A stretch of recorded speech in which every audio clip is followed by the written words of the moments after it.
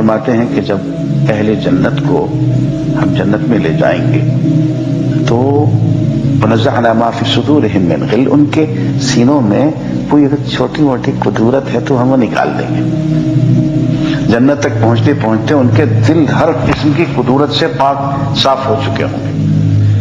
عزیزان گرامی، اگر اس دنیا کو جنت بنانا چاہتے ہو تو اپنے دلوں کو یہیں کدورت سے پاک کر لو، اور اگر سچ مچ جنت میں جانا چاہتے ہیں تو وہ کام جو اللہ تعالیٰ زبردستی تم سے کروائیں گے کہ دلوں کو کدورتوں سے پاک کریں گے، میاں وہ اپنے آپ ہی کر لو تاکہ جنت جانے کا راستہ اور کھلا اور آسان ہو جائے. اور اگر اس دنیا میں جنت کا مزہ لوٹنا چاہتے ہو تو اپنے دلوں کو کدورتوں سے پاک کر لو. کسی نے زیادتی کی ہے اس کا معاملہ اللہ کے حوالے کر دو. کسی نے گالی دی، غیبت، تہمت، فلاں، اس کے معاملے کو اللہ کے سپرد کر کے اور یہاں سے دل سے اس کو رائٹ آف کر دو. اس دل میں اتنی ساری الٹی سیدھی غلط سلب سیاہ رنگی پینٹنگز اور نہیں چلیں گی.